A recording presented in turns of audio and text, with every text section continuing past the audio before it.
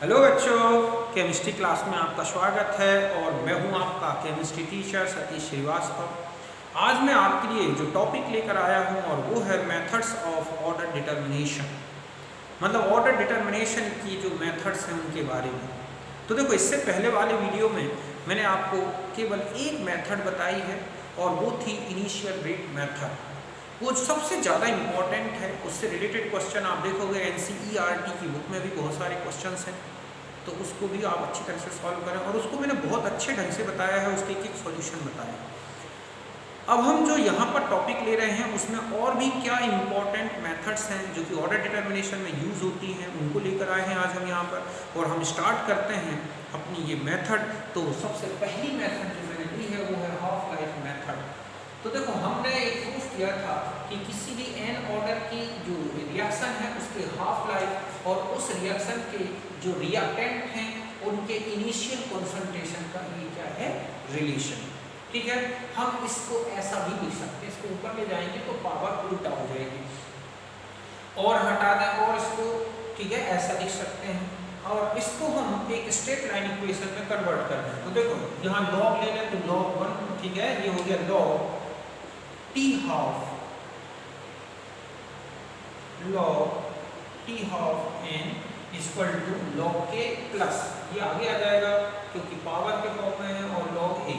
तो ये हो गया y, ये हो गया c, ये हो गया m और ये हो गया x। इस तरह से जो स्लोप आएगी उससे जो है वो किसके बराबर है, 1 माइनस n के। तो n की वैल्यू निकाल सकते हैं ना हम। तो ये ग्राफ लें तो इस तरह से जो स्लोप है वो है 1 माइनस n के बराबर।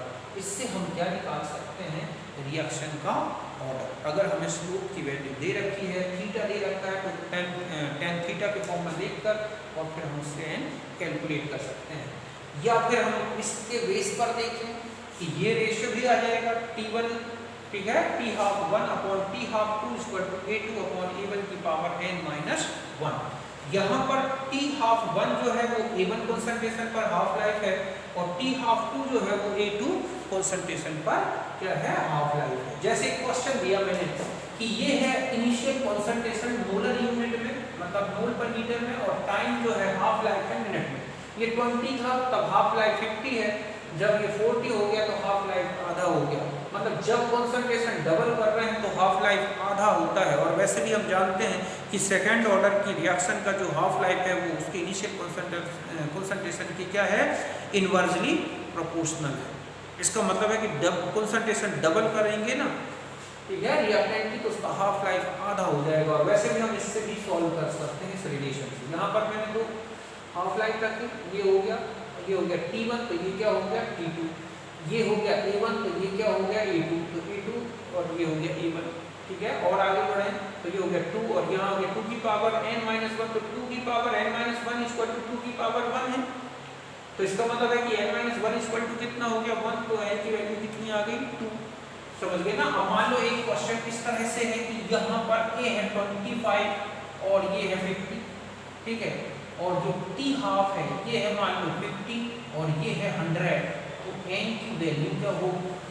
तो देखो, कंसंट्रेशन डबल करने से जो है हाफ लाइफ डबल हो गया और ये किसके लिए रिलेशन निकलता है, जीरो ऑर्डर के। तो आप करके भी देख सकते हैं। देखो आप यहाँ पर अगर हम ये ले लें 100 या 50, ऐसा लिख सकते हैं 50 अपॉन क्या 100, ये हो गया ना। तो T हाफ ये T2, T12 और ये क्या हो गया T11।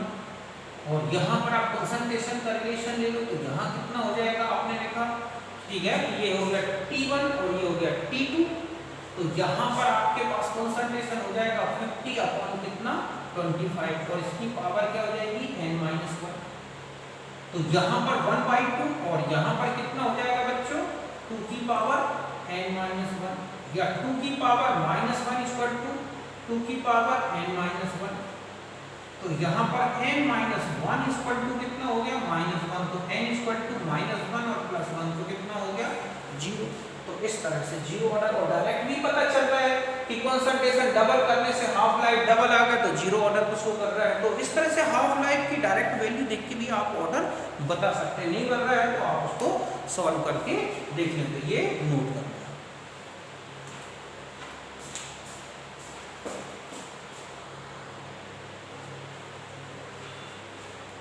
अब मैं आपको ये क्वेश्चन दे रहा हूँ, आप इस क्वेश्चन को करके देखना। ये है कंसंट्रेशन मोलर यूनिट में, ठीक है, इस तरह से, और टाइम है मिनट में। ये है 200 मोल, 300 और ये है 400 मोल्स, ठीक है। इनके हाफ लाइफ दे रखे हैं।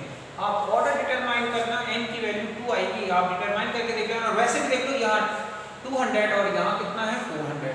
जब यहाँ हाफ लाइफ 150 है तो यहाँ आधा हो गया, तो डबल करने से आधा हो गया। वैसे भी तो ये इनवर्सली प्रोपोर्शनल रिलेशन हो गया, तो वैसे ऑर्डर 2 आएगा। और सॉल्व करके भी देख लेना, ओके। तो आप इसे नोट करें।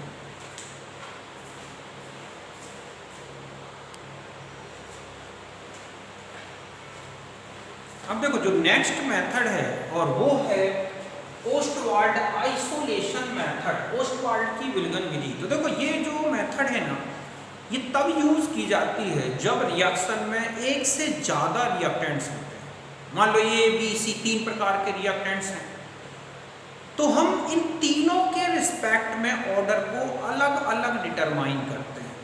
और इसका बेसिक कॉन्सेप्ट है कि किसी एक रिएक्टेंट की कॉन्सेंट्रेशन को तो स्मॉल अमाउंट में रखें, बाकी जो बचे, ठीक है, रिएक्टेंट्स, उनकी कॉन्सेंट्रेशन को एक्सेस में कर दो। और हम जानते हैं कि जो रिएक्टेंट एक्सेस में होता है उसकी कॉन्सेंट्रेशन में मेजरेबल चेंज नहीं आता रिएक्शन के दौरान, ऐसे में वो रेट डिटर्मिनेशन में यूज नहीं होगा।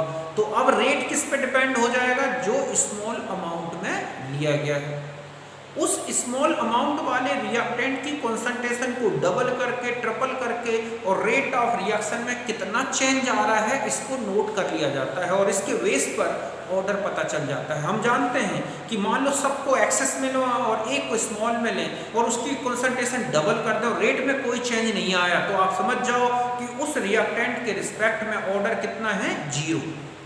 ठीक इसी तरह से मान लो उस स्मॉल अमाउंट वाले रिएक्टेंट की कॉन्सेंट्रेशन डबल करने से रेट डबल हो गया, तो उस रिएक्टेंट के रिस्पेक्ट में ऑर्डर क्या आएगी? 1।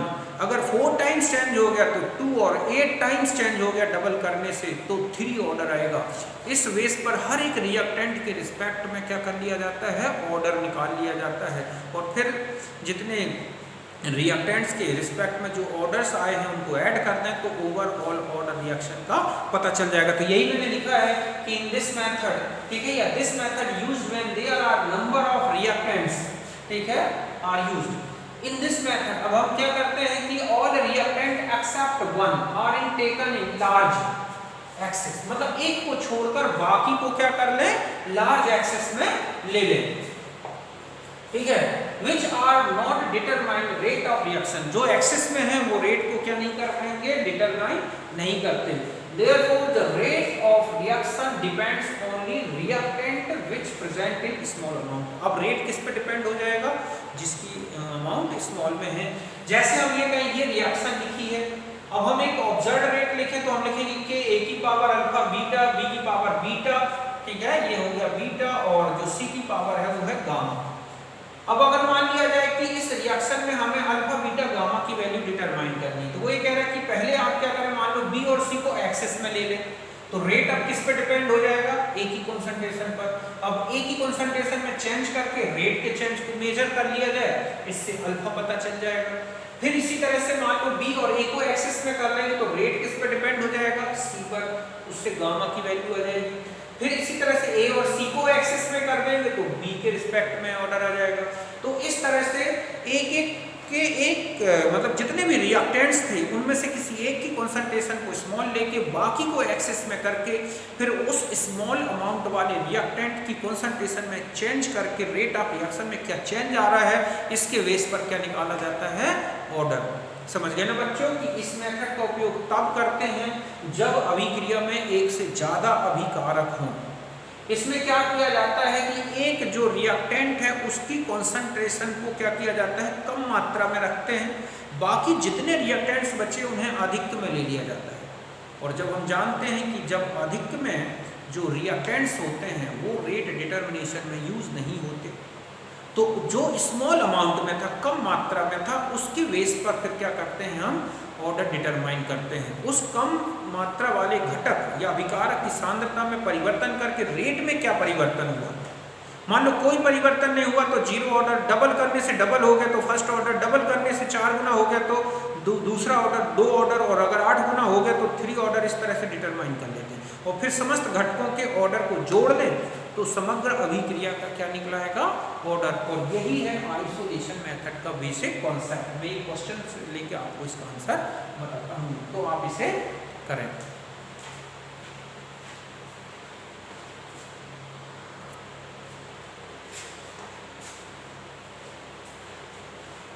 अब देखो, इस तरह से कोई रिएक्शन लिखी है, ए बी और सी से प्रोडक्ट, और इनके स्टोइकियोमेट्रिक कोएफिशिएंट है ए बी सी। हमें ये रिएक्शन दी है, इसमें ये पहला क्वेश्चन है। मतलब इस तरह से क्वेश्चन बना होता है कि ए मान लो स्मॉल में है और बी और सी लार्ज में है, ठीक है। अगर एक ही कंसंट्रेशन डबल करते हैं तो रेट ऑफ रिएक्शन 4 टाइम्स हो जाता है। फिर दूसरा है उसी में कि बी स्मॉल में करें और बी को डबल करें तो रिएक्शन रेट में कोई चेंज नहीं है। जब बी स्मॉल में है तो हम ए एंड सी क्या हो गए, यहाँ पर लार्ज हो गए। तो रेट ऑफ, जब बी की कंसंट्रेशन को डबल करते हैं तो चेंज नहीं होता रेट। फिर तीसरा पॉइंट मैंने लिखा है कि सी स्मॉल में है और सी की कंसंट्रेशन को डबल करने से रेट 8 टाइम्स हो जाता है, ठीक है। जब यहाँ पर कौन ए एंड बी क्या है, लार्ज है। बच्चों समझ गए ना कि ए को कम मात्रा में ले गया, बी और सी को लार्ज में अधिक में लिया गया। ए को दोगुना करने से रेट 4 गुना हो गया। फिर दूसरी पॉइंट मैंने लिखा कि बी स्मॉल में है, बाकी ए और सी क्या है, लार्ज है। बी को डबल करने से रेट में कोई चेंज नहीं आया। और सी तीसरा पॉइंट मैंने लिखा, ठीक है। पहला पॉइंट हो गया ये, दूसरा और तीसरा पॉइंट लिखा है कि सी स्मॉल में है, बाकी ए और बी लार्ज में है। सी को डबल करने से रेट 8 टाइम्स हो गया। तो पूछा है ऑर्डर क्या होगा सबके रिस्पेक्ट में। तो देखो हम जानते हैं पहला पॉइंट लें तो जब रेट किस पे डिपेंड हो जाएगा, ए पर। क्यों, क्योंकि बाकी तो लार्ज में है, बी और सी तो ए पर डिपेंड हो गया। अब मान लिया जाए कि R1 के ए की कंसंट्रेशन A1 है या अल्फा ए और उसकी पावर अल्फा। फिर हमने क्या कर दिया, इसको डबल कर दिया है। तो रेट कितने टाइम्स कह रहा है, 4 टाइम्स। तो 4R1 = 3 2a की पावर अल्फा। क्यों, क्योंकि डबल करने से रेट पहले रेट का 4 गुना होगा। अब रेशियो ले लो, ठीक है। तो ये आ जाएगा 4 और 2 की पावर अल्फा, a की पावर अल्फा, a की पावर अल्फा, ये हट गए k और k हट गए तो 2 की पावर अल्फा। तो अल्फा इसका कितना आ गया, 2। और वैसे भी समझ में आ रहा है कि अगर कंसंट्रेशन डबल करने से किसी रेट का रिएक्शन 4 टाइम्स हो जाए किसी एक रिस्पेक्ट में, किसी एक रिएक्टेंट के रिस्पेक्ट में, तो ऑर्डर हमेशा 2 ही आएगा। दूसरा पॉइंट देखो, अब वो केवल बी पे डिपेंड हो जाएगा, लेकिन बी की कंसंट्रेशन डबल करने से रेट में कोई चेंज नहीं आ रहा है। मतलब जितना R1 था वही R2 भी है, मतलब यही क्या है, R2। तो इस तरह से R1/R1 = ये है। तो बीटा की वैल्यू a की पावर जो है हमारे पास बीटा कितना आ गया 1, अर्थात यहाँ पर तो a की पावर बीटा = 1 है, तो a की पावर तो 0 होगी, तभी ऐसा होगा। तो बीटा के रिस्पेक्ट में कितना आ गया, 0, अर्थात b के रिस्पेक्ट में जो ऑर्डर है वो 0 हो गया। फिर तीसरा c के रिस्पेक्ट में देखें तो आप देख रहे हैं कि पहला रेट ये है, डबल करने से 8 टाइम्स हो गया। इनका रेशियो लिया तो 2 की पावर 3 = 2 बाय गामा, तो गामा की वैल्यू कितनी आ गई, 3 आ गई। तो इस तरह से एक जो है जनरल रूल समझ में आता है कि रेट ऑफ रिएक्शन डबल हो रहा है, ट्रिपल हो रहा है, नो चेंज हो रहा है, क्या हो रहा है। इस बेस पर बहुत आसानी से हम क्या कर सकते हैं, जितने भी रिएक्टेंट्स हैं हर एक रिएक्टेंट के रिस्पेक्ट में ऑर्डर डिटरमाइन किया जा सकता है। बस इतना है कि एक जो बाकी जो है, एक को छोड़कर बाकी को क्या किया जाता है, एक्सेस में लेके और रेट ऑफ रिएक्शन में चेंज को मेजर किया जाता है। तो इस तरह से ये थी हमारी कौन सी मेथड, ठीक है, ओस्टवाल्ड और आइसोलेशन मेथड। इसके अलावा 2 मेथड्स और हैं, एक होती है क्लासिकल मेथड और एक है ग्राफिकल मेथड। समझ गए ना। तो पहले आप इसे नोट कर लें।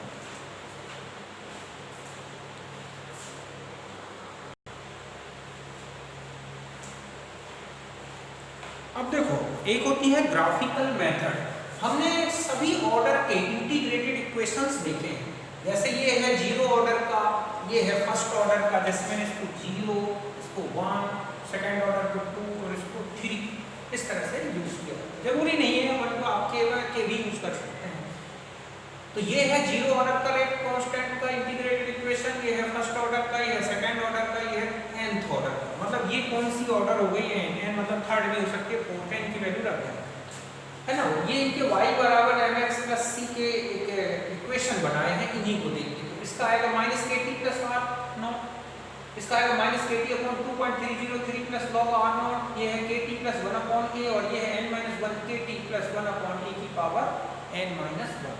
तो x की वैल्यू आपको स्पष्ट दिख रही है कि ये होगी, y सब में t है, तो जो c है आप देखेंगे ये वैल्यू जो है c है, इंटरसेप्ट्स है, m जो है वो स्लोप से मिलेगा सब में, समझ गए ना। और ग्राफ लिए जाए तो इसका ग्राफ ऐसा आएगा जो कि r और t के बीच में है, फर्स्ट ऑर्डर में log rt और t के बीच में है, इसका 1 अपॉन a माइनस x और t के बीच में है ग्राफ, और ये है 1 अपॉन a की power a 1 upon a minus x की पावर n माइनस 1 और t के बीच में। तो इस तरह से ये ग्राफ देख के भी बताया जा सकता है कि ऑर्डर क्या है। हमें सेकेंड ऑर्डर का विशेष ध्यान रखना है, समझ गए ना। तो ये और ये चीजें ध्यान रखनी है कि इंटरसेप्ट से किसकी वैल्यू आती है, स्लोप से किसकी वैल्यू आती है, किसके बीच में जीरो ऑर्डर में ग्राफिकल रिप्रेजेंटेशन किया गया है। तो ये चीजें बहुत इंपॉर्टेंट है, इनसे रिलेटेड ऑब्जेक्ट आते हैं, समझ गए ना।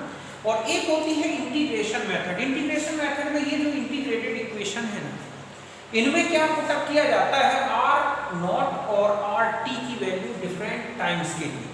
मतलब आपको क्वेश्चन में क्या होता है कि टाइम दे रखा होता है, उसमें आर नॉट दे रखा होता है और डिफरेंट टाइम्स में आर टी की वैल्यूज दे रखी होती है। तो हम क्या करते हैं कि जो हमारे पास इंटीग्रेटेड इक्वेशन है, पहले हम जीरो ऑर्डर में पुट करके दो वैल्यू के की निकालते हैं। अगर वो सिमिलर आ गई तो वो जो डाटा है वो फर्स्ट जीरो ऑर्डर को बता रहा है। अगर इसमें नहीं आता तो फर्स्ट में रख के देखते हैं आर टी और आर जीरो की वैल्यू, उनके रेट कांस्टेंट की 2 वैल्यूज निकाली जाती है, 3 वैल्यूज। अगर वो सिमिलर आ गई तो वो डाटा किसको रिप्रेजेंट कर रहा है, फर्स्ट ऑर्डर को। उसमें नहीं आता है तो सेकेंड ऑर्डर में रख के देखते हैं। तो इस तरह से क्या किया जाता है कि टी जो अलग अलग टी है और उसके करस्पॉन्डिंग जो आर टी मतलब left amount of reactant, initial reactant, reactant की इनिशियल कंसंट्रेशन रिएक्टेंट की, वो सब वैल्यू इंटीग्रेटेड इक्वेशन में पुट करके 2 to 3 के की वैल्यू निकालते हैं।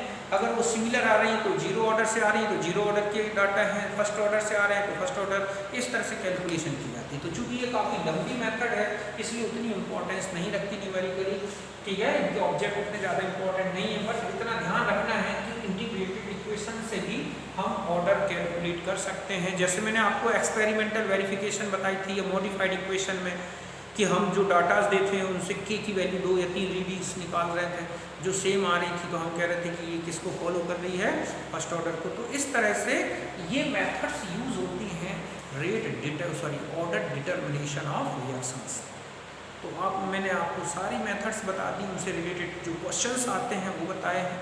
अब आप उन मेथड से रिलेटेड क्वेश्चंस करो, मैं समझता हूँ अब आपको कोई दिक्कत नहीं आएगी। बस आप थोड़ा अच्छी तरह से समझें मेथड्स को, फिर आप क्वेश्चन में लग जाएं। आपको यहाँ कुछ भी रटने की ज़रूरत नहीं है। तो अब मैं मिलूँगा आपको नेक्स्ट वीडियो में, तब तक के लिए बाय, नमस्कार।